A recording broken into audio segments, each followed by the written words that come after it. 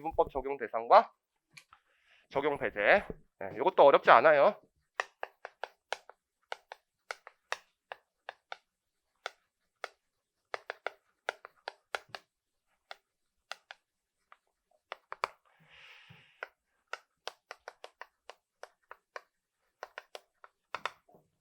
그러면 언제 이렇게 돼 있네. 언제 지분법 적용할 것인가? 그게 나와 있어. 우리는 지분법 어디서 적용하는 거예요? 우리 기본 재무제표가 뭐예요? 연결 재무제표. 그래서 지분법은 이렇게 20% 이상 갖고 있으면요, 연결 재무제표에서 자, 유의적인 영향력을 보유하고 있다면 여러분들이 지분법을 적용하시면 돼. 지분법 회계 처리는 언제 하는 거라고?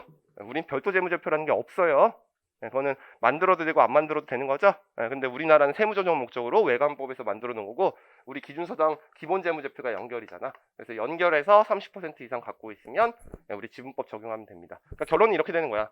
A 회사가 B 회사의 지분을 80% 갖고 있고 C 회사의 지분을 30% 갖고 있어. 됐지? 그러면 요거 두 개는 여러분들이 배운 연결을 하시면 되고요. 그 다음에 A 회사가 C 회사를 보유하고 있는 30%에 대해서 여러분들이 지분법을 적용하게 되는 거야. 알겠어? 실무에 가시면. 그래서 연결 재무제표에서 지분법을 적용하는 겁니다. 이거 이해가죠? 별거 아니고. 그 다음에 두 번째.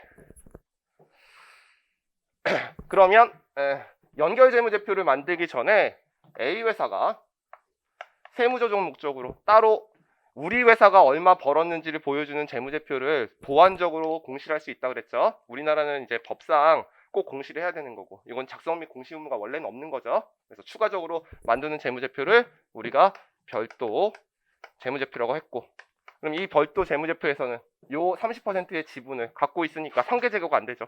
연결해서는 이렇게 하면 상계 제거가 되는데, 요거 회계 처리를 어떻게 할 것인가 이제 문제가 되는 거야. 이건 이미 배웠죠? 그러면 그 관계기업과 관련된 회계 처리는 셋 중에 하나 선택할 수 있다.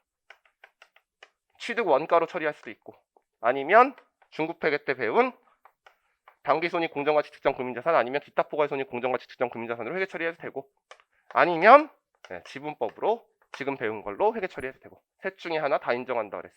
근데 이 셋 중에 하나를 인정하게 되면 이제 별도 재무제표 가지고 우리가 뭘 할 거야? 세무조정. 근데 우리 법인세법상 주식은 원가법만 인정하죠? 이거 두 가지로 회계 처리하고 나면 뭐가 생겨요? 세무조정.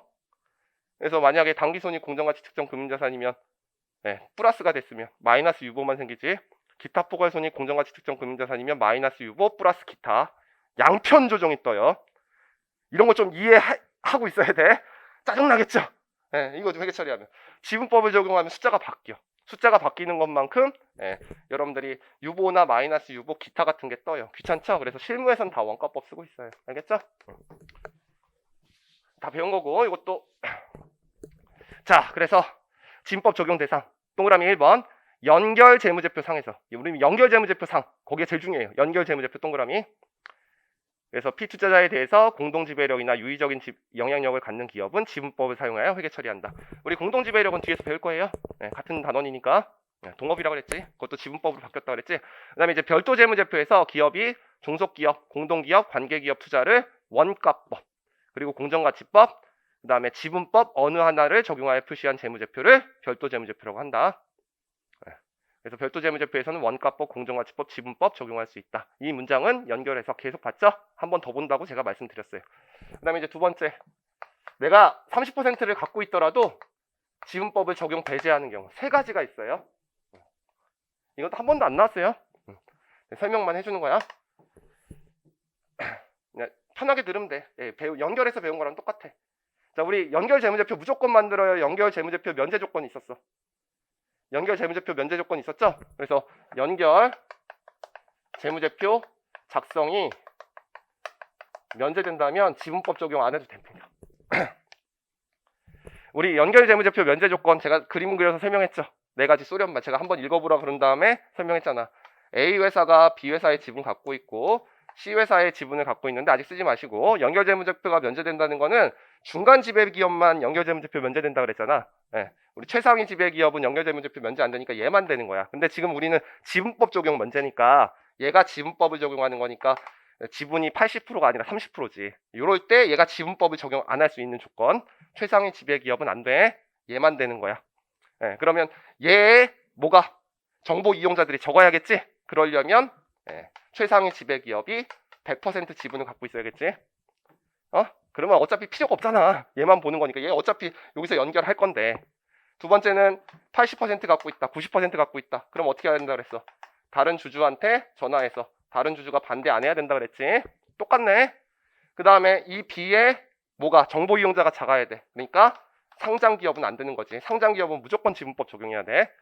그리고 비상장 기업이 상장 기업 가는 것을 IPO라 그랬죠? IPO도 가는 경우가 아니어야 되고, 그 다음에 네 번째 최상위 기업이 어쨌든 지분법으로 끌고 오든 연결로 끌고 오든 손익을 얘가 끌고 와야 되기 때문에 얘가 최상위 지배기업이 연결 재무제표를 작성할 경우. 그래서 1, 2, 3, 4 AND라 그랬어? 또는이라 그랬어? AND라 그랬죠? 그래서 조건이 똑같죠? 요거 하나만 바뀌는 거네. 이미 배운 거니까 밑줄 쳐주고 넘어갈게요. 자, 기업이 연결 재무제표 작성이 면제되는 지배기업이거나 다음의 조건을 모두 충족하는 경우에 관계기업에 대해서 지분법을 적용할 필요가 없다. 자, A부터 읽어볼게. 기업이 그 자체의 지분 전부를 소유하고 있는 다른 기업의 종속기업이거나, 요거죠. 100%일 때. 요거 설명한 거지.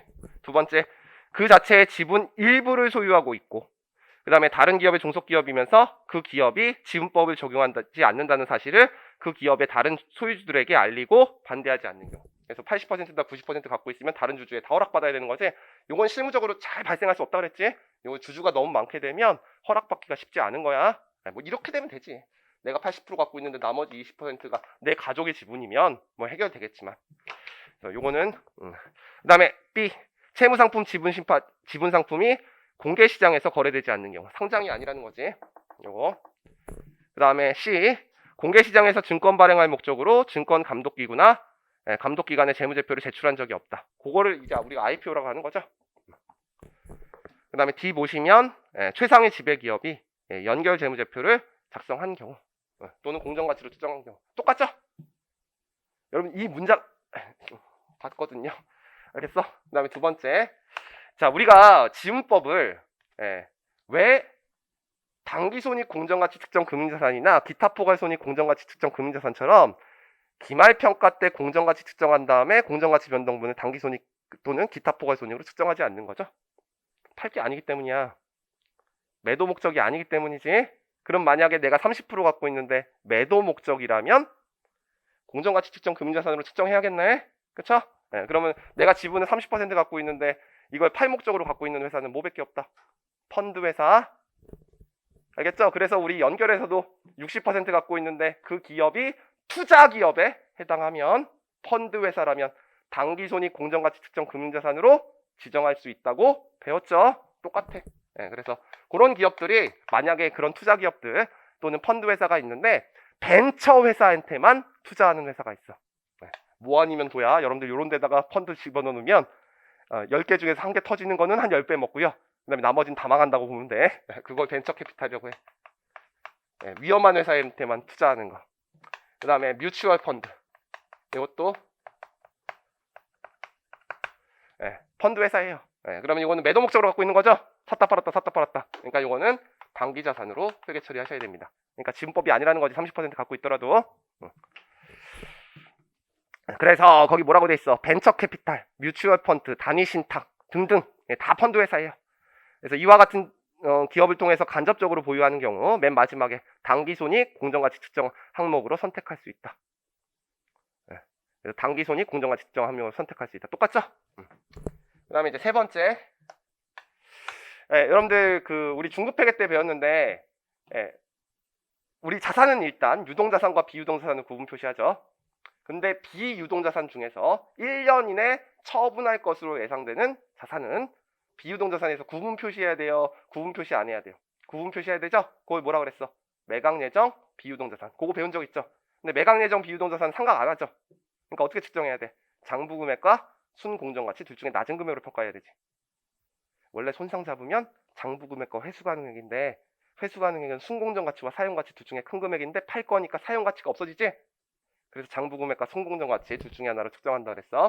그래서 만약에 내가 지분을 30% 갖고 있는데 그 중에서 30% 중에서 30%를 1년 이내 매각하려고 한다. 그렇게 결정이 난 거야. 그럼 이름을 지분법 적용 투자 주식 또는 관계기업 투자에서 이름을 바꿔야 돼. 그래서 매각 예정 비유동 자산으로 만약에 이제 분류가 된다면 여러분들이 측정을 다르게 해줘야 됩니다. 지분법이 아니라 장부금액과 순 공정가치 둘 중에 작은 금액으로 측정해야 돼요.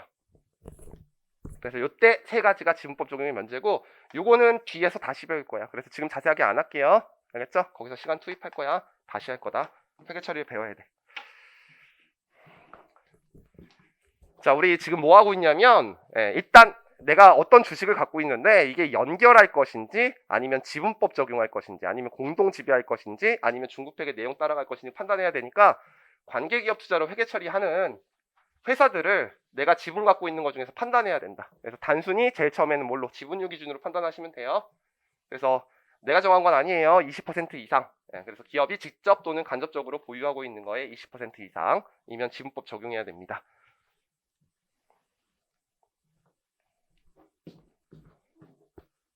자, 그 다음에 관계기업을 통해서 보유하고 있는 주식은 합산하면 안 돼요.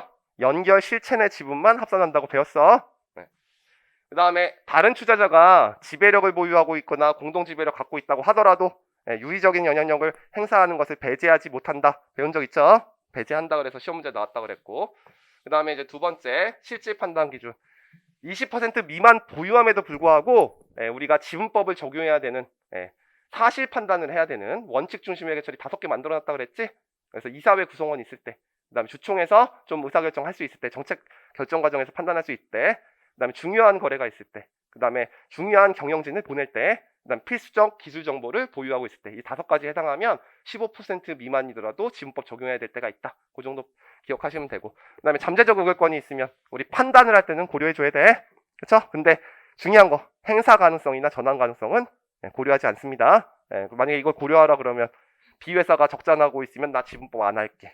이렇게 할 수 있다 그랬지? 이익 조작 가능성이 있기 때문에 지분법의 적용 대상 어디서? 연결 재무제표에서 지분법 적용하는 거고, 그 다음에 연결 말고 우리 별도 재무제표 별도로 공시해야 되죠? 우리나라 같은 경우에 그래서 별도 재무제표에서 관계기업 주식이 있으면 원가법, 그 다음에 공정가치법, 지분법 셋 중에 하나 적용하면 됩니다.